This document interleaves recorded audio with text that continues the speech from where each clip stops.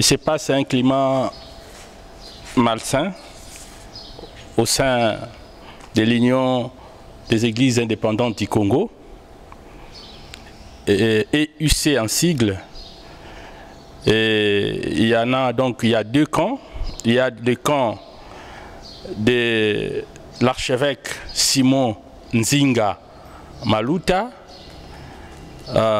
qui, en tout cas, jusqu'aujourd'hui, se considère comme le représentant légal de cette confession religieuse. Mais de l'autre côté, nous avons un autre camp, c'est celui de Sa Grâce Lambalamba Matebwe, qui lui aussi se réclamant être leader dans cette confession religieuse.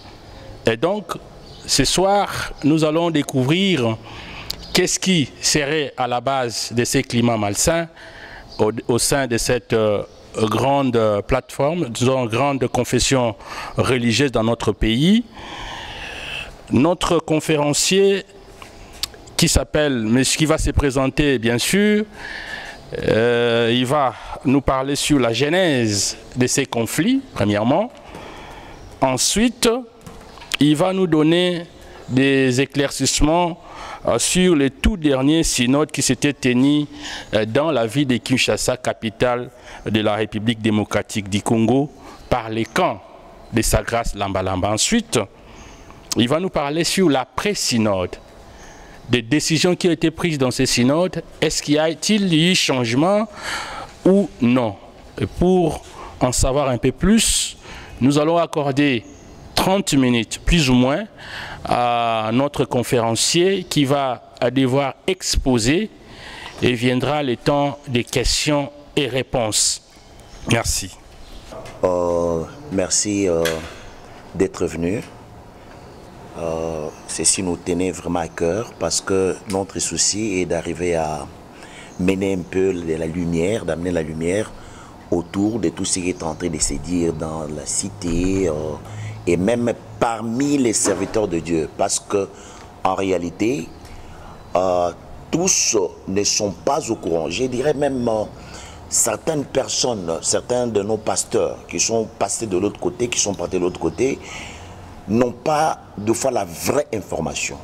Il y a plus les gens nagent dans le mensonge, dans les histoires. D'accord. Je suis Monseigneur Dan Nkenda, c'est cela mon nom. Je suis le représentant légal suppléant chanoine du Congo central. Donc c'est ce que je suis. À côté de moi, j'ai mes deux collaborateurs. Ici, c'est l'évêque Jedidia Nzinga, Jedidia Nzita. C'est lui le vice-président pour le Congo central et président de la ville. Et il y a à côté de moi l'évêque Henri Kitondo, c'est lui notre doyen et le modérateur provincial. Voilà. Donc, j'étais en train de dire justement, il y a trop de mensonges, trop de rencontres autour de ces dossiers. C'est un dossier qui date. Aujourd'hui, c'est pratiquement la deuxième année. C'est depuis... c'est depuis 2021. Hein. Ça a commencé en 2021, au mois de mai. Et jusqu'aujourd'hui, nous ne parvenons pas à terminer ces dossiers complètement. Chaque fois qu'on essaie de trouver la solution, ça rebondit et ça continue. Il s'agit de quoi exactement? Pour d'autres personnes qui ne sont pas au courant de cette histoire, j'aimerais remonter un peu les temps pour essayer de se poser la genèse de cette histoire ici. Tout a commencé avec le synode. Chez nous, quand on parle de synode, il s'agit de l'Assemblée générale. Donc, le synode qui s'est déroulé au mois de mai, je crois entre le 19 au 21 mai de l'année 2021. Pourquoi ces synodes? Il y a eu un problème. Les gens murmuraient, les gens se plaignaient de tout et de rien. Alors, pour essayer de résoudre ce problème, on a trouvé que c'était un problème statutaire. Et les gens pensaient qu'il serait mieux de convoquer une assemblée générale et qu'on essaie de réfléchir ensemble. on nous a convoqué un mois avant, parce que ça se passe chez nous. Et chez nous, quand on convoque un synode, dans l'invitation, on met aussi l'ordre du jour.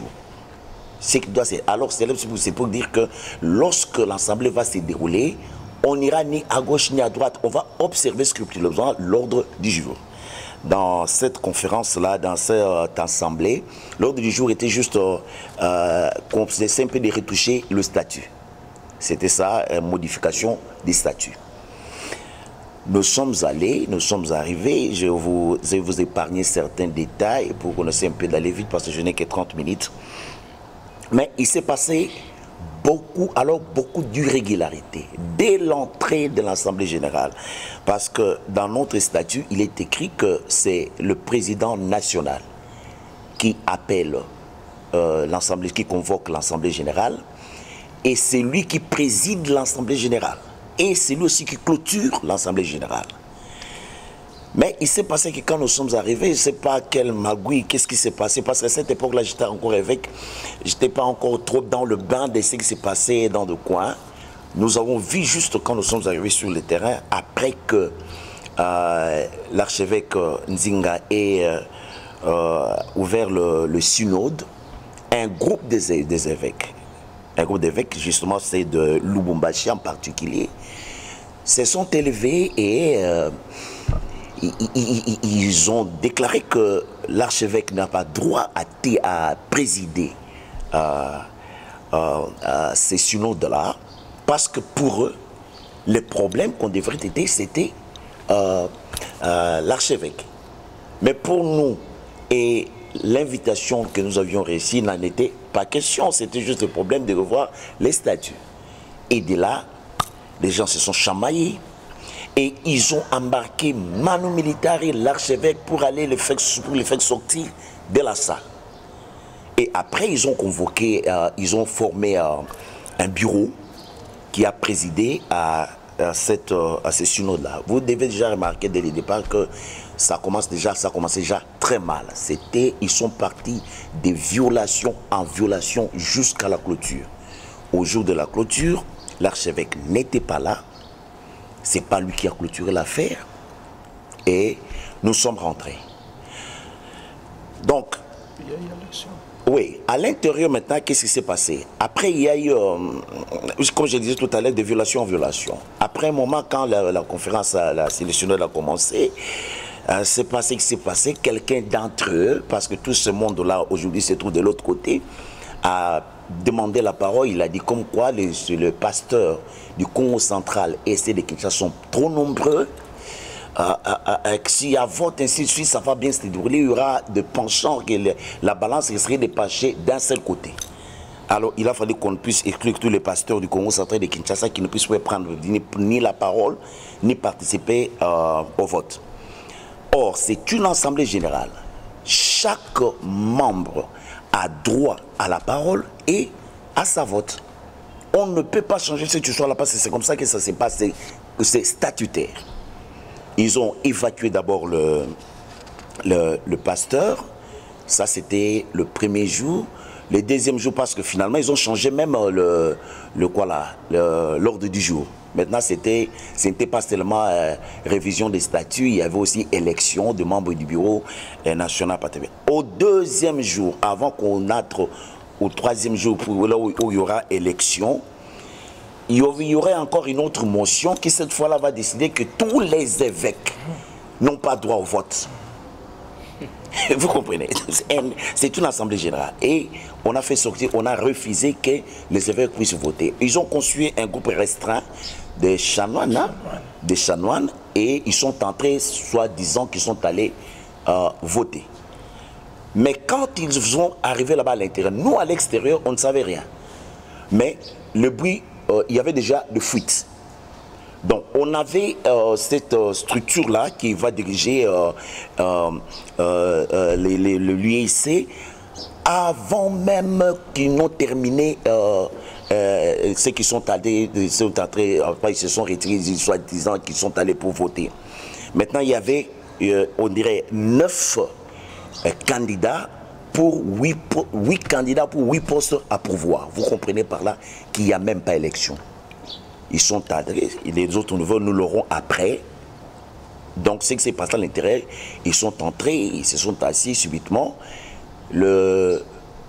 L'évêque qui présidait, qui était comme le président du synode, a fait sortir un papier dans ses documents et il a commencé à lire, disant que cette histoire vient des instances les plus élevées. Comme quoi, voilà, le président tel monsieur, vice-président tel monsieur. Et c'est comme ça que ça s'est passé. Nous, à l'extérieur, on ne savait rien. Ils sont sortis de là, comme d'habitude. Ils ont dit du mensonge, qu'ils ont voté. Voilà ce qui s'est passé. Et voici les nouveaux dirigeants. Et les choses se sont passées comme ça. Nous sommes sortis. Tout ça, pour nous, ce n'était pas un problème. Mais quand nous sommes sortis, c'est là où les problèmes vont commencer. Les problèmes vont commencer. Comment ça? D'habitude, quand on termine une assemblée générale, les décisions qui ont été prises dans cette assemblée générale sont coulées dans un procès verbal qui sera déposé au niveau du ministère. Le ministère va vérifier la chose, il y aura des inspecteurs qui descendront sur le terrain, ils vont faire des enquêtes pour voir si tout était à respecter les normes, que tout était en ordre, et ensuite l'histoire est sanctionnée par un arrêté des ministres. C'est ce qui donne le cutus maintenant, par exemple dans notre cas, dans les cas d'espèce où ils ont parlé d'élection de membres. C'est à ce moment-là que ces gens-là prennent la direction des affaires, parce que c'est maintenant qu'ils deviennent légaux. C'est là maintenant qu'ils sont connus comme responsables du regroupement. Malheureusement pour nous, dès que nous sommes sortis, nous, du Concours central, nous sommes rentrés. Quelques temps après, il n'y avait pas toujours de cutus du ministère. Donc il n'y avait pas d'arrêté pour sanctionner tout ce qui s'était passé. On entendait. Et en réalité, on devrait continuer à attendre jusqu'à ce moment-là, si ces choses étaient faites conformément à notre statut, l'ancien comité devrait continuer à gérer les affaires courantes, à expédier les affaires courantes, jusqu'à ce que le nouveau comité sera reconnu par l'État congolais. À ce moment-là, il y aura remise et reprise et les gens entreront en fonction et les choses se dérouleraient normalement. Mais comme ils savaient eux-mêmes que c'était de la mafia, c'était une chose qui n'était pas en ordre, dès que nous sommes rentrés, un mois après, il n'y avait pas d'arrêté du ministre, le deuxième mois, hop, les autres sont entrés en fonction sans les cutus du ministère. Et nous avons commencé à recevoir des lettres de leur part, des injonctions, comme quoi, voilà ce qu'il faut faire, voilà ce qu'il faut faire. Nous, par contre, quand, par exemple, que celui qu'on avait dit qui était nommé comme, en fait, je ne sais pas, voté ou nommé, je ne sais pas le mot qu'il faut utiliser dans cette histoire-là, qui était devenu le nouveau président, quand il a envoyé son message ici, comme quoi qu'il voulait venir pour visiter la province, ainsi de suite, j'étais parmi les rares évêques qui s'étaient levés ce jour-là pour demander à notre frère qui était le président provincial à cette époque de Champ du Congo central, Monseigneur Josué Nzaïlou, je lui ai posé la question, je lui ai dit, Monseigneur, il n'y a pas de problème qu'il arrive, mais il s'est posé là un problème, nous allons les recevoir en quelle qualité? Parce que pour qu'on les reçoive comme le président national et le représentant légal, il faut absolument qu'il soit reconnu par l'État congolais à ce titre-là. Parce que dès que le premier arrêté, un arrêté ne peut être exclu par l'autre arrêté. Donc, si on avait signé notre lettre, ça ferait en sorte qu'on dirait l'ancien arrêté est abrogé, que le nouveau qui entre prend la place. Or, jusqu'à la preuve du contraire, c'est l'ancien arrêté qui est en train de continuer à couler. Et dans cet arrêté, celui qui est reconnu comme représentant légal, c'est l'archevêque Nzinga Maluka. Ne devons-nous pas entendre que d'abord qu'il y ait cet arrêté et ensuite il pourrait venir officiellement reconnu, il peut même contacter le responsable de la vie parce que c'est une confession religieuse. Nous sommes le partenaire de l'État congolais. Si par exemple il va aller voir le gouverneur, il va aller voir le gouverneur à quel titre? Bon, il y a eu débat et après la chose n'a pas été comprise parce que finalement il viendra et posera des actes comme le représentant légal de cette confession. C'est là où nous autres, nous avons dit non. Non, nous ne pouvons pas marcher dans l'illégalité. Remettez les choses à sa place.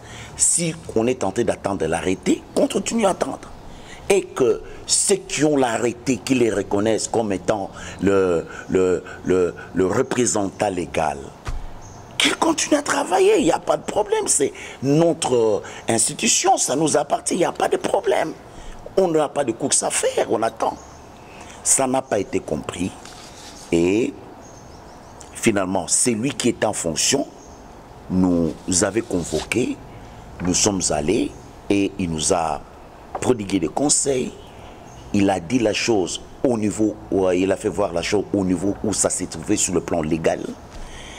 Et non seulement c'était des parents à l'air, parce que quand les confusions ont commencé, l'archevêque a écrit au ministère les demanda les ravis par rapport à ce qui est en train de se passer, parce qu'on voit maintenant quelqu'un d'autre qui est en train de s'afficher là-bas comme étant les représentants légaux de cette confession. Mais à cette question, je voudrais ici vous lire une correspondance venant du ministère de la Justice. Voyons. Secrétariat général, deuxième direction, chargé des cultes et associations. Transmis copie pour information, son excellence madame le ministre, patati patata, accusé des réceptions, objet, accès de réception, demande de votre diligente intervention. À son éminence Ndinga Maluka, ça c'est le ministère qui écrit. À son éminence Ndinga Maluka, archevêque prima et représentant légal de la SBL Union des églises indépendantes du Congo. Allons maintenant au contenu. Son éminence archevêque primaire représentant légal. J'ai l'honneur, patati patata. Voilà.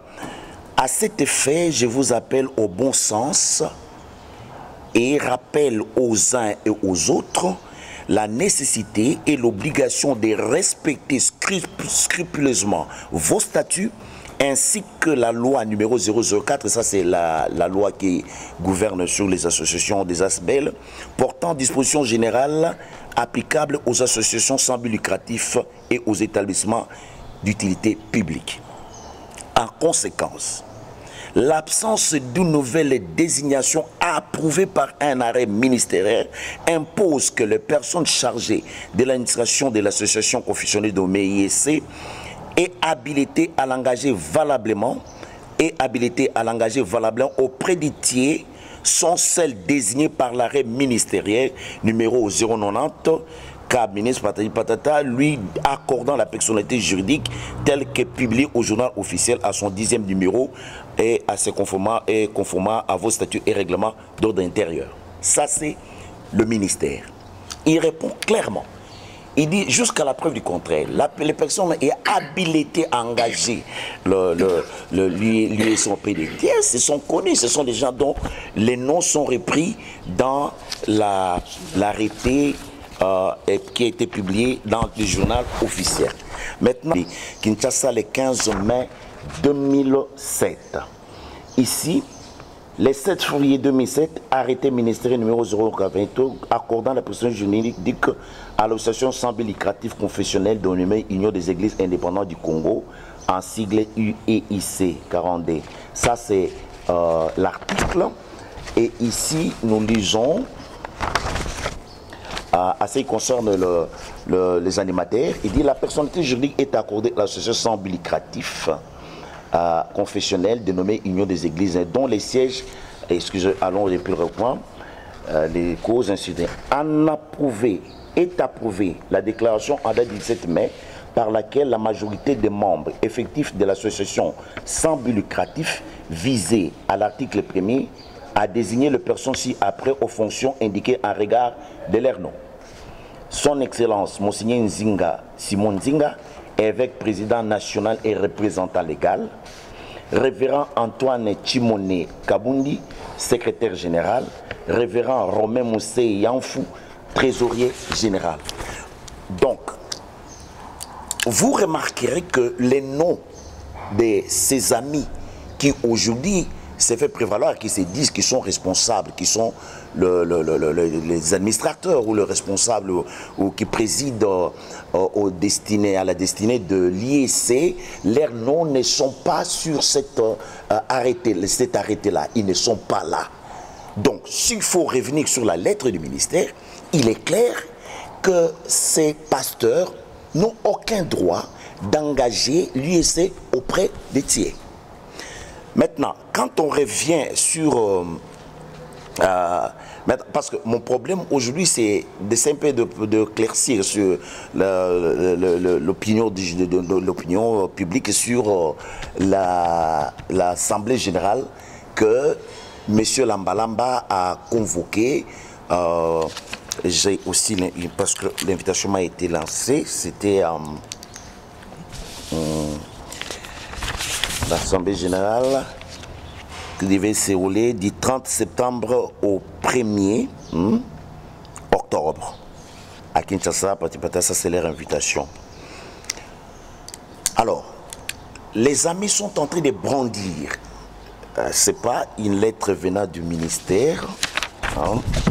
C'est-à-dire, à un moment, l'essieu Lambalamba a écrit au ministre.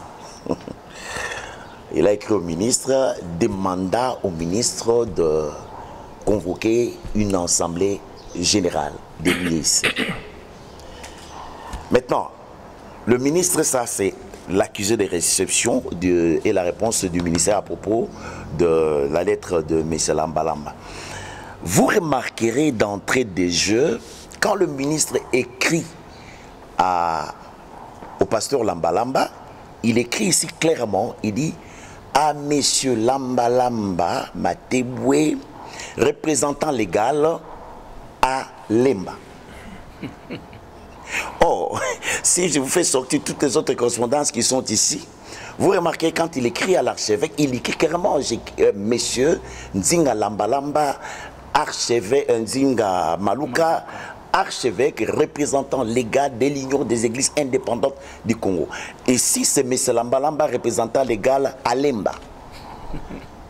Donc, en réalité, représentant légal à Lemba, ça veut dire quoi? Non, ce n'est pas une omission. Quelque chose est écrit à dessein. Il sait ce qu'il est en train d'écrire. Alors, à la réponse à la question qu'ils ont posée, ils ont dit voir d'abord que les ASBEL sont des choses privées. C'est privé, ça appartient aux composants, aux gens qui sont membres. Et il dit, vous devrez corriger. Il est normal que vous arrivez à corriger de quoi là? Il a parlé de viol, hein? Des choses qui n'ont pas été conformes à la loi lors du synodes du mois de mai de la 21. Vous devez corriger ça. C'est normal. Et il dit, voyez votre statut et convoquez une assemblée générale, cette fois-là que le ministère soit là, parce que c'est aussi l'autre chose dont on a reproché à ces synodes, au lieu que ce soit les inspecteurs du ministère de justice qui devraient être là, qui devraient être à notre grande prise. C'était quelques conseillers de la présidence de la République qui étaient là et qui dirigeaient l'affaire. Et quand ils ont répondu, ça ne change rien. Ce n'est pas la présence du Lambalamba et de qui les représentants légaux. Où est l'arrêté? Il est là-bas. Le synode qui a été déclaré mort. Donc, il n'y a rien de nouveau. C'est de l'incongruité. Ça, c'est je ne sais pas, parce que je crois qu'il se pose un peu un problème de plusieurs ordres dans cette histoire. Il y a le problème d'ordre peut-être moral, le spirituel, intellectuel. Je ne sais pas comment est-ce qu'ils lisent la chose. Donc, je voudrais dire à la population du Congo central, en particulier de la République démocratique du Congo, il ne s'est rien passé et rien n'a changé. Pour que ça change, il y a un seul document, une seule chose qui pourrait changer la situation, c'est l'arrêté du ministre. Jusqu'à la preuve du contraire, il n'y a pas un arrêté du ministre. Et ces gens, s'ils continuent à écrire au nom de l'IEC ou à continuer à s'engager auprès des tiers, auprès du lycée, ils sont poursuivables par la justice. Parce que je commence à trouver que ça commence à trop bien faire là-dessus. On essaie d'être patient comme des serviteurs de Dieu. On les a appelés à plusieurs reprises. On leur a fait comprendre. Non. Si vous savez que vous êtes dans le droit chemin, vous n'allez pas vous embrouiller comme vous êtes en train de faire. Restez tranquille et entendez l'arrêté. Les jours où il y aura un arrêté au nom de l'Ambalamba, il n'y aura aucun débat. Parce que là, le problème est là encore. Que la chose soit dans la voie normale. Parce que si on peut leur octroyer un arrêté sur base d'un synode convoqué par une personne qui n'en a pas qualité, je vous dis, nous allons attaquer cet arrêté. Nous allons l'attaquer. Le président est en train de parler d'état de droit. Hein? Nous ne croyons pas que les gens doivent continuer à utiliser les trafics d'influence. L'argent, parce que partout il parle partout. Je n'ai pas peur de le dire. Au lieu de continuer à mettre le nom du Seigneur dans la rue avec des conflits, il y a un arrêté qui est en train de donner la vie, qui a donné la vie à l'UIC. Cet arrêté-là, tout le monde peut rentrer et on travaille avec cet arrêté-là parce que c'est l'unique chose qui consacre l'existence de l'UIC. Il n'y aura pas de débat parce que ça respecte que non. Non, nous tous nous sommes retrouvés là-dedans parce que c'est nous qui sommes membres de l'IEC. La deuxième chose par rapport à tout ça, le pasteur Lambalamba, le pasteur Josué, parce que après les synodes, il y a eu beaucoup d'histoires qui s'est passées. Nous sommes rentrés à plusieurs reprises au ministère. Et le ministère a dit convoquer un autre synode où vous allez régler ces problèmes-là. Évidemment, un autre synode a été convoqué par le représentant légal Nzinga. Nous sommes allés, on les a convoqués, on les a invités, ils ne sont pas venus. Après, lisant les statuts, nous sommes décidés de leur exclusion. On les a exclus, on a pris tous les documents, on est allé déposer cela au ministère. Et le ministre a accusé réception de leur exclusion. Il a écrit, il a dit, je prends mon note. Donc ces gens-là sont des gens qui sont déjà exclus de notre assemblée, dans notre association. Donc ils ne peuvent en aucun cas engager l'UIC. Voilà, brièvement brosser l'affaire. Si vous avez des questions, nous sommes là prêts pour vous répondre. Merci. L'exposé du représentant province du Congo central, Monseigneur Dan Nkenda, et quitte à nous maintenant de poser quelques questions parce qu'il est mieux placé pour nous éclairer sur quelques zones d'ombre. La parole revient maintenant aux journalistes de poser des questions. On va aller un à un. Et... Donc pour l'opportunité, c'est Michel Karassele, journaliste à la radio-télévision Zola, RTZ, en sigle. Monsieur le Monseigneur, je vous ai suivi avec beaucoup d'attention. Déjà d'entrée des jets, quand le modérateur a pris parole, il a fait remarquer qu'il y a un climat malsain. Dernière question que j'ai notée ici, peut-être que je ne saurais pas poser toutes les questions, mais quand même je pose certaines questions. Vous avez date depuis 2 ans et puis vous avez... depuis 2021. Donc, ça fait 2 ans. Donc vous avez exhorté vos frères de ne pas mettre le nom du Seigneur dans la rue. Vous maintenant de votre côté, quelles sont les démarches que vous avez déjà amorcées pour chercher une paix durable dans votre confession? Ça, c'est la première question. Maintenant, vous avez dit, ces pasteurs n'ont aucun droit d'engager l'Union des églises indépendantes du Congo. Et puis, vous avez ajouté encore, s'ils le font, ils seront poursuivis par la justice. J'aimerais savoir, ils seront poursuivis par quelle disposition? Est-ce que c'est garanti par vos statuts ou il y a une autre disposition légale qui fait en sorte que si quelqu'un n'engage pas, votre confession religieuse doit être poursuivie par la justice. J'aimerais terminer avec cette question. Vous avez dit la chose, donc vous avez considéré votre union comme une chose. Vous avez dit la chose est toujours comme avant. Donc, la chose n'est pas toujours comme avant, donc il n'y a pas de clivage au sein de votre union. Mais déjà d'entrée de jeu, vous avez fait remarquer qu'il y a un climat malsain qui règne au sein de votre division. N'est-ce pas une contradiction, monsieur le Monseigneur? Voilà toutes mes questions. C'était obéir au principe des Écritures. Parce que quand vous lisez notre statut, on dit que notre association est une association qui se repose sur les Écritures saintes. Or, la Bible dit dans Matthieu chapitre 18, quand vous voyez votre frère en train de se faire conduire, allez le voir seul. Parlez avec lui. Et s'il écoute, vous allez gagner votre frère. Donc, nous avons essayé à plusieurs reprises et de plusieurs manières à parler avec nos frères pour leur faire comprendre ça. Depuis Kinshasa et ici, l'archevêque s'est déplacé même, je crois, plus de 2-3 fois. Et il a appelé, il a beau parler avec, par exemple, Josué Nzaïlo, à plusieurs reprises, Monseigneur Josué, à plusieurs reprises. Quand vous êtes avec lui, vous parlez, non, il lui dit, oui, il n'y a pas de problème, j'ai compris, on laisse tomber, on laisse tomber. Et après, non, il continue comme si de rien n'était. Personnellement, je l'ai appelé en présence de témoins. J'avais l'archevêque Padoumbeti peut témoigner. À cette époque-là, Monseigneur Vincent était encore de leur côté. Nous nous sommes assis à 4 comme serviteurs de Dieu. Nous avons essayé de faire comprendre à notre frère que vous êtes dans une voie qui ne convient pas. Vous êtes serviteur de Dieu. Vous devez être correct.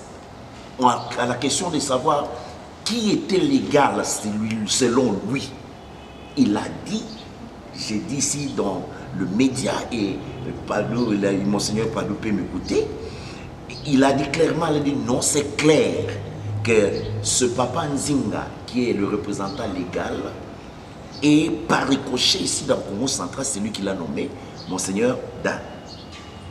Et on lui a demandé si aujourd'hui une lettre venait, hein, une correspondance, comment est-ce qu'on dit ça, une correspondance venant des autorités. Par exemple, on cherche, on invite où on va voir les représentants légaux de l'IEC. Et que cela atterrissait chez vous. Qu'est-ce que vous allez faire? Non, non.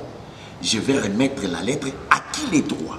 Le Seigneur m'attend, je n'ai pas de raison de mentir. Il a dit cela devant témoin. Et nous lui avons dit, parce qu'il en est ainsi, appelle notre papa, l'archevêque, arranger ça. Je vais fixer rendez-vous au niveau de la ville ici, quelque part en centre-ville. Je me suis déplacé. Je suis allé. Je l'ai appelé, l'air était là, j'ai appelé au téléphone. Il n'a pas répondu. La deuxième fois, il m'a dit non, non, non, je ne me sens pas bien. J'étais quelque part en train de me faire soigner. Maintenant, où est-ce que vous êtes? Je lui montre là où nous sommes. Je lui dis, ok, même si vous ne pouvez pas vous déplacer, nous sommes prêts de venir vous rejoindre là où vous êtes. Il dit, attendez que je me fixe et je vous dirai là où je suis exactement. Alors, au départ, il nous disait qu'il était dans le centre-ville quelque part. Quand je lui dis dans le centre-ville, nous sommes déjà, il me dit, non, je vais vous fixer quelque part. Après, il nous dit, suivez-moi au stade. Ah, vraiment. Pas de problème, j'étais avec mon chancelier, nous avons pris les taxis, nous sommes suivis jusqu'au niveau des stades. Au niveau de ça, j'ai appelé, Monseigneur, nous sommes ici, où est-ce que vous êtes? Parce qu'on est déjà au niveau des stades. Oh non, non, non, non, vous voyez, j'étais beau là, je suis fatigué. Je suis maintenant du côté du nord, là, dans la parcelle de mon oncle. Venez me rejoindre là-bas. J'ai appelé l'archevêque, j'ai dit, ça commence à trop bien faire. Qu'est-ce qui se passe là? Parce que vous voyez. Et l'archevêque, il dit, non, non, il n'a pas la bonne foi. Laissez-les, je vais l'appeler. Et l'archevêque l'a appelé, qu'il écrive. Il a dit, archevêque, je vous rejoins à Kin d'ici là. chose qu'il n'a jamais fait, jusqu'à ce que nous avons entendu qu'ils ont convoqué. Donc pour nous, la démarche a été faite, même avec le pasteur Lambalamba. Nous avons fait la même démarche. Le jour où on a commencé notre assemblée générale, après celle qui était mornée là, nous l'avions appelé à présence de tous les chanoines. On a mis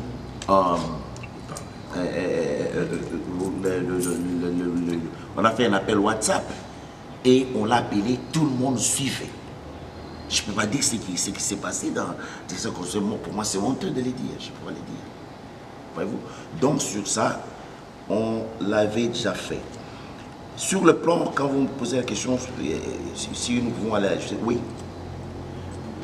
Dans les statuts, parce que je n'en ai pas ici, il est dit que si on essaie de régler les problèmes, tous les contentieux seront transférés au niveau de la justice. Pour que la justice puisse faire ça, c'est statutaire. Et non, ici quand je parlais d'avant égal après, ce n'est pas par rapport à ce qu'on était avant l'Assemblée qui a créé tout le problème. C'est par rapport au temps où nous sommes après l'Assemblée générale là, qui a capoté. Donc, tel nous sommes restés, tel nous sommes. C'est-à-dire qu'il n'y a aucun changement. Donc, les papas Nzinga Maluka restent. Et puis, voyez-vous un peu, ça ne se comprend pas. Il y a des regroupements, hein, de commissions qui réunissent le chef de confession religieuse. Il y a par exemple la CIME. Hein. Toutes les confessions religieuses reconnues se retrouvent dans la CIME. C'est une chose pour la médiation des élections. Il y a d'abord ça. Il voit très bien, c'est lui qui va à la CIME, c'est Nzinga, devant l'État congolais. Quand le président de la République convoque à peine il y a eu le problème de l'enterrement, c'est ce qui était aux yeux de tout le monde, ce qui n'est pas caché. Il y a eu l'enterrement des reliques de Lumumba. Les chefs de confession religieuse étaient là. Et tout le monde a vu que celui qui était là, représentant légal de l'ECST, Nzinga. Causer sur la course au pouvoir et le leadership de cette confession religieuse, parce que je dois tout trop vite, d'après vous. Maintenant, dites-nous un peu, monseigneur Dan, à quoi reprochez-vous à l'archevêque Lambalamba sur le règlement d'ordre intérieur? Maintenant, vous êtes en train de créer un climat malsain entre les deux parties. Maintenant, pourquoi pas voulez-vous créer une table ronde de parler ensemble en étant enfants de Dieu, et surtout vous, vous êtes nos pères, restez ensemble pour montrer aussi un exemple, surtout dans le monde entier. Parce qu'on vous voit, on vous regarde partout, il y a toujours un climat malsain au sein de votre confession religieuse. Voulez-vous que ça va vous apporter quelque chose de bon? Voilà un peu ma question. Il y a des actes qu'il a posés et qu'il continue à poser qui sont contraires à nos statuts et contraires même aux bonnes mœurs. Ça, j'essaie de vous le dire. Donc, par rapport aux statuts, d'abord commençons par le commencement. Le pasteur Lambalamba est venu chez nous, disons, au jour de la convocation de ces premiers synodes. Il n'avait même pas encore 2 ans dans notre association. Or, chez nous, il est connu, par exemple, les statuts pour arriver, par exemple, sur le plan clérical, pour qu'on te consacre d'abord comme seulement révérend pasteur. Quand on reçoit, tu viens, tu entres, on te reçoit, pour que tu te consacres d'abord comme révérend pasteur, tu dois avoir fait au moins 3 ans. Les gens disent pourquoi on l'a nommé deuxième vice-président alors qu'il était le nom. Deuxième vice-président chez nous, c'est un poste qui, même un laïc peut l'occuper. Ça, c'est le plan, c'est tout ce monde, la dimension, c'est par rapport à l'expertise. Essayer de parler économie et essayer de voir dans quelle mesure autour de ce qui est matériel. Moi, le principe, il ne pouvait même pas être candidat pour la présidence de l'Union. Il ne pouvait pas. Il n'en avait pas la qualité, il ne pouvait pas. Et au-delà de tout ça, voyez-vous, vous venez, on vous reçoit. Hein? Et c'est pas dans quelle tribu on dit, hein? Ce qu'on continue à mboka bateau, on continue à bazobina, batala kananu, ndenge bazobina. De peur que tu amènes dans ce que personne ne connaît. C'est ce qu'on est en train de vivre. Les évêques qu'il a consacrés, par exemple, ici, à Matadi, ça c'est quel sacre? À lui, c'est ça ne se passe pas comme ça. Et les évêques chez nous ne sont pas nommés vaille que vaille. La nomination des évêques, c'est répondre à un besoin. Pour qu'il y ait un évêque, il faut d'abord qu'on réunisse et qu'on forme un diocèse. Et un diocèse est composé de 30 paroisses. Et il a consacré 40 évêques. Est-ce que vous vous rendez compte? Même l'église catholique qui est ici depuis de siècles, vous ne trouvez pas dans une entité 40 évêques. C'est quoi cette histoire? Et on a vu pour la première fois les évêques de l'UEC habillés en bleu. Nous avons un canon. De Chine, nous avons un canon. Nous ne sommes pas l'église des réveils. Nous sommes différents de ça. Nous, c'est une église apostolique, universelle, épiscopale. Notre canon définit tout. Comment un évêque s'habille. Vous voyez que tel que nous sommes là, nous ne les portons pas par plaisir de les porter. Non. Nous avons nos couleurs qui sont reconnues. Et chez nous, quand quelqu'un vient, même s'il vient d'une machine, je veux juste voir la manière de s'habiller. Je sais que c'est un évêque. Je sais que c'est un monseigneur. Je sais que c'est un chanoine.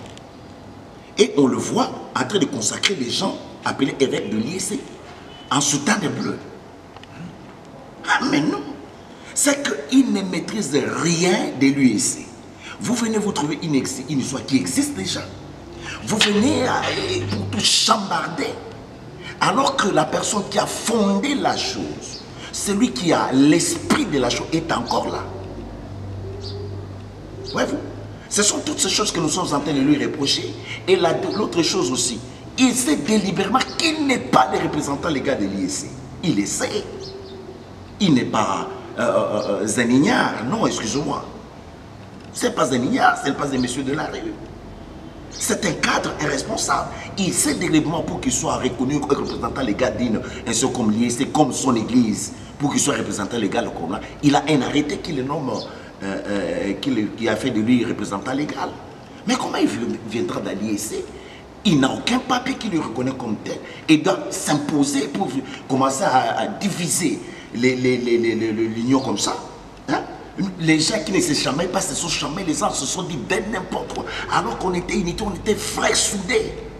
C'est sa présence qui a marqué tout ça. Et pourquoi les gens les suivent? Je n'ai pas honte de le dire. C'est parce qu'ils parlent argent. Tout ça, c'est parce qu'ils parlent argent que les gens sont en train de courir derrière. Hein? Il parle argent. Les jours de son discours, écoutez, dans moins de 10 ans, je ferai de l'union deviendra plus puissante que l'église catholique. Non, non, non, non, non, non, non, non, non, non, non, attention. Attention. Quelle démagogie, ne sont pas politiques, ne sont pas églises. Les 500 tonnes qu'il avait promis à toutes ces églises, ça fait 2 ans qu'un groupe de gens les reconnaît comme représentants. Où sont les 500 tonnes? Où sont les types de représentants provinciaux? Où sont les types? Ah non, ils sont sérieux. Il a parlé de la table ronde à la deuxième question. La table ronde. Ouais. Mais c'est ce qu'on a essayé de faire depuis tout ce temps-là. Essayer d'appeler tout le monde. Il y a même un de nos chanoines qui a été du Kassai, qui a été nommé comme médiateur.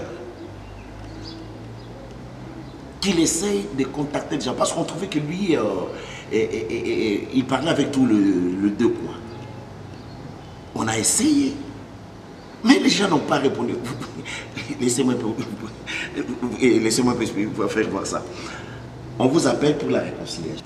Hein, jouer quelle position? Parce que vous voyez, le vieux a déjà fait ce qu'il a fait, hein, qu'on lui installe quelque part, on lui donne ses honneurs, hein, mais que moi je dois... Est-ce qu'une personne comme ça cherche la réconciliation?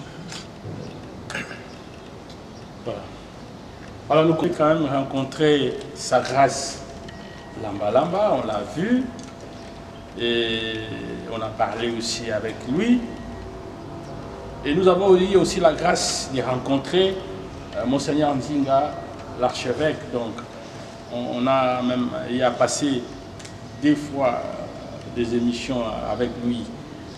Alors, suivant les camps des autres, nous avons suivi quelques critiques de votre confession religieuse. C'est toujours lui qui est. Il est en quelque sorte l'inamovible. Ayant travaillé pendant plusieurs années, vous n'avez pas encore de siège. Alors, on sent aussi que le vieux, il a vieilli quand même. Quoi de plus normal que vous puissiez trouver des voies et moyens pour qu'on puisse quand même le remplacer. Qu'est-ce que vous pensez, vous, ses collaborateurs? Et donc, il va y demeurer jusqu'à ce que, je ne sais pas, vous allez essayer de nous éclairer un peu là-dessus. Oui. Alors, ma deuxième question, c'est avec Vincent Mackay. Il était avec vous d'abord, avant, et il a participé à l'Assemblée, au premier synode qui s'était tenu à Kinshasa. Oui. Il est allé dans l'autre camp. Et aujourd'hui, l'évêque Vincent Mackay vous a rejoint. Je l'ai suivi moi-même, j'ai eu à lui poser quelques questions. Alors, quelles sont les motivations de son changement? Pourquoi il a trouvé qu'il faut revenir au pied de son père, l'archevêque Simon Nzinga? Mais alors, vous tenez un point de presse aujourd'hui, une conférence de presse, mais nous avons vu aussi Monseigneur Vincent Mackay tenir un point de presse parlant presque de même chose. Pourquoi cette mobilisation de la presse? Vous avez peur ou quoi? Parce que vous craignez que les dispositions qui ont été prises au tout dernier synode soient applicables déjà, et que donc il faut mobiliser la presse pour que vous soyez entendus, pour que les gens découvrent telle et telle autre chose. Vous allez nous éclairer par rapport à ça. Pourquoi vous n'avez pas préféré, vous, en tant que les représentants de votre plateforme, de votre confession religieuse, tenir l'unique point de presse pour éclairer la lanterne? Mais on voit une personne commencer et qui, en tout cas, dans la province, n'engage pas votre confession religieuse. Pourquoi ça? Donc voilà. Et quels sont, enfin, pourquoi est-ce que Sa Grâce Lamba Lamba pèse? Je ne réponds pas en ligne comme vous l'avez fait. Hein. Je suis en train de trier, de faire valoir, mettre chaque chose un peu à sa place. Parce que voilà, il y a des questions sur le matériel, les spirituels, et sur bon. J'essaie un peu d'arranger cela à ma manière. Sur les sièges, nous sommes le partenaire de l'État congolais. Hein. En réalité, l'État devrait une subvention pour fonctionner. Parce que c'est ce qui fait de nous partenaires, l'État congolais. Nous n'avons pas une subvention de l'État congolais. On ne donne pas. Maintenant, comme ASBEL, des ASBEL fonctionnent avec la contribution des membres. Nous avons généralement des églises autochtones. Nous regroupons des églises autochtones. Et vous connaissez les niveaux de nos églises sur le plan matériel. Donc, vous ne pouvez pas demander à l'archevêque de faire le miracle pour acheter une parcelle. Mais qu'à cela ne tienne, ce sont des choses qui sont maintenant alignées. On est en train de se battre petit à petit, mais ça demande beaucoup d'argent. Vous savez, même le paquet n'a pas été bâti à une seule journée. Que les choses essaient d'arranger, de donner une bonne forme à l'ASBEL et ensuite progresser petit à petit jusqu'à ce qu'on va atteindre. Même l'Église catholique, ils n'ont pas commencé un seul jour à voir tout ce qu'ils ont là aujourd'hui. Et pour qu'on se dise aussi la vérité, vous savez comment l'Église catholique a été soutenue par des souverains, hein, qui se sont tous, qui ont pratiquement financé cette Église. Hein. Donc, nous sommes à ce niveau-là, nous nous battons, ça ira.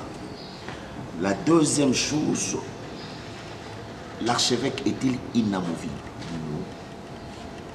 C'est une question statutaire. Notre statut dit clairement, l'archevêque reste, son mandat court jusqu'à ce qu'il aura 80 ans. Et là, il devient archevêque émérite. Tout comme nous les chanoines. Nous resterons là jusqu'à ce que nous aurons 80 ans. Et si on peut nous faire partie, c'est lorsque nous nous méconduisons, l'immoralité, quelque chose comme ça est connu. Nous passons au conseil des disciplines. À ce moment-là, on nous met à côté, nous devenons des émérites. Ça, c'est notre statut. C'est comme ça que ça s'est passé. Voyez-vous, j'ai toujours posé la question à d'autres personnes. J'ai dit, pourquoi vous n'allez pas demander, par exemple, à Kiangani de ne plus être représentant légal des Kémanistes? Pourquoi? Parce que c'est comme ça qu'ils ont dressé leur affaire. Ça marche comme ça. Et c'est son mandat. Donc notre mandat court jusqu'à ce que vous ayez 80 ans. Quand vous avez 80 ans, vous partez. Vous devenez émérite. Assez avancé. Assez avancé. C'est un peu ça. L'autre question, c'est pourquoi l'Ambalamba est en train de persister, le pasteur Ambalamba persiste. C'est à lui de répondre à cette question. Je crois que la meilleure personne qui puisse répondre à cette question, ça doit être lui. Voyez-vous? Mais nous, à ce que nous voyons, je trouve plus un problème politique. C'est plus une histoire politique et ainsi de suite, des intérêts de sa personne et ses ambitions. C'est plutôt que c'est ça. Parce que vous voyez, les confessions religieuses, les moyens c'est le plus facile d'être, de quadriller la République avec trop peu de choses. Parce que si nous sommes dans les 26 provinces de la République, c'est 26 provinces. Oui. 24 ou 26 26. Si lui essaie partout dans les villes sous-convois, vous voyez, un seul communiqué en une seule journée peut mobiliser toute la République. Pour celui qui a des ambitions politiques, ça passe vite, voyez-vous. Ça passe vite. Donc, la meilleure personne à répondre à cette question, c'est plutôt lui. Ça, c'est ce que j'ai dit. C'est ça que je suis en train d'observer, de lire autour de tout ce qui est en train de se passer. Vous avez parlé de pourquoi il est entouré de gens Vous savez, quand nous naissons, nous ne savons pas des gens qui nous retrouvent sur la terre. Il y a des gens que nous connaissons aujourd'hui, nous ne savons qu'à demain ce qu'ils deviendront. Tous ces gens de notre famille, ce sont des amis que nous avons connus. Voyez-vous? Alors, cette relation entre lui et le conseiller de la présidence de la République n'est pas une relation officielle, n'est pas bâtie sur un programme de l'État congolais ou quelque chose. Ce sont des gens qui se connaissaient déjà avant. Ils ont des relations entre eux, des choses, ils se sont rencontrés et ils sont dans ça, ils sont en train de faire. Ça n'engage que. Pour l'évêque Vincent, encore une fois, la meilleure personne à répondre à cette question-là, c'est encore lui. C'est encore lui. Mais de ce que j'ai entendu de sa bouche, quand il est revenu, il a dit qu'il était parti, il croyait, et il n'a pas vu ce qu'il croyait. Et il a compris qu'on est bien que ce soit. Pourquoi mobiliser tant la presse? Oui, nous mobilisons la presse parce que de l'autre côté, peut-être pas ici à Matadi, mais de l'autre côté, ils ont une machine de propagande terrible qui ne dépasse pas. Ils ne sont pas directement au niveau de la presse. Nous, on a étudié, on a dit, pour répondre à cela, si on doit aller comme eux, essayer d'injecter du venin par-ci, par-là, avec beaucoup de mensonges, ça ne marchera pas. La meilleure méthode à répondre, c'est d'aller une seule pour toutes aux médias, de la manière que tout le monde puisse nous écouter en un. Voilà pourquoi nous sommes là. Et si Vincent passait avec moi, c'est question de responsabilité que nous avons. Moi, je suis le président provincial, mais lui, il est le vicaire, non, il est le chancelier de l'archevêque. Donc lui, quand il parle ici dans le Congo central, ce n'est pas pour le Congo central, mais c'est pour la République au nom de son chef, de son patron, l'archevêque. Donc c'est pour le bureau national qu'il a parlé. Moi je parle pour la province. Merci beaucoup. Voilà. Télévision et ma bannière FM. Voilà, ma première préoccupation, pourquoi vous appelez Lambalamba pasteur et Josué Nzao le pasteur, mais vous venez... Non, Nzaï le monseigneur. Ah non, une fois vous l'aviez appelé Pasteur. La première préoccupation. Pourquoi l'archevêque Zimane ne peut pas être si sportif? Parce que vous avez venu de dire ici, maintenant nous sommes fatigués de vous. Certainement que dans le statut, il y a un dispositif qui dit que vous pouvez corriger d'autres articles. Oui, il y a l'Assemblée générale. Voilà. Si les membres disaient, voilà, nous sommes fatigués de vous, en tout cas, il faut que nous changions le statut pour que vous ne puissiez plus être là. Pourquoi lui, de son côté, ne pouvait pas être si sportif? Qu'est-ce que vous faites actuellement pour gérer les églises? Parce que les églises sont membres de l'UEIC. Ils versent un peu de l'argent chaque fin du mois. Comment vous vous organisez pendant toute cette période de guerre? Qu'est-ce que vous faites? Comment vous vous organisez pour la gestion des fidèles? Et la troisième préoccupation, l'RSC aussi a connu ces problèmes. Et maintenant, c'est l'UEIC.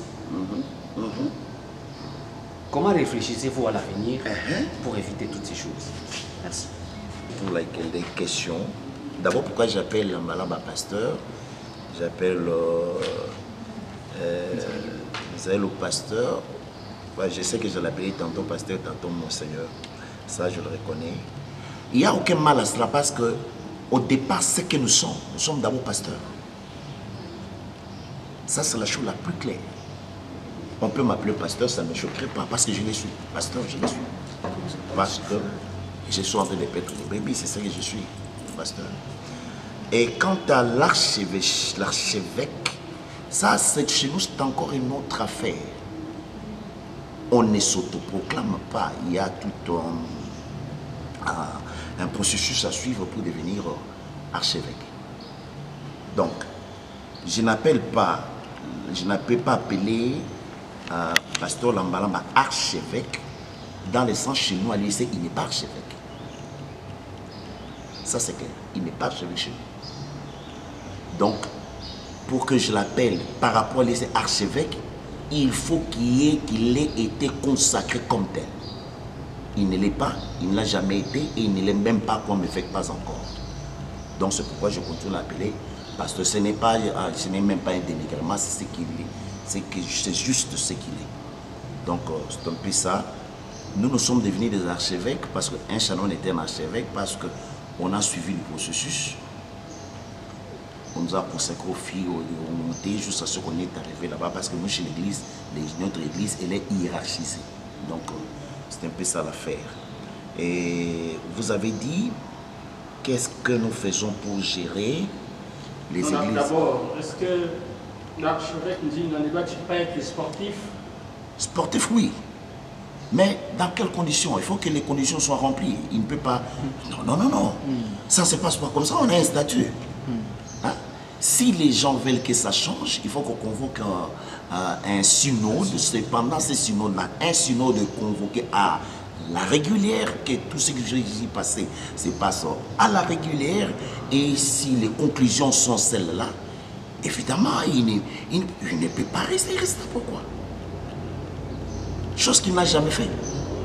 Donc nous sommes assez sûrs, ce que nous sommes aujourd'hui, c'est ce que dit nos statuts et nous marchons sur ces statuts-là jusqu'à la preuve du contraire. La chose n'a pas encore changé. Comment nous gérons les églises à cette période-là? C'est compliqué, comme vous pouvez le remarquer. C'est compliqué. Il y a des églises qui reçoivent double invitation, tantôt c'est Josué qui a invité, c'est Dan qui a invité. C'est difficile. Voilà pourquoi nous sommes en train de nous battre pour que les choses rentrent en ligne. Et qu'on sache, l'IEC est unique et dirigé par les gens qui sont reconnus comme tels. C'est ça le problème. Hein? Ce qu'ils sont en train de faire, franchement, ce serait... Bon, il y a aussi les inventoires de la République. Hein? Ça arrive toujours. Ça arrive toujours. Et ce sont des gens qui ont toujours existé. Voilà. Quant au problème de l'RSC, ça comme ça, l'RSC, c'est les problèmes. Je ne vais pas mâcher mes mots. Ce sont les politiques qui sont en train de faire toutes ces histoires-là. Ce sont les politiques qui sont en train d'embrouiller les églises, c'est tout. Mon Koka, journaliste à RTZ. Je vous ai suivi au début avec beaucoup d'attention.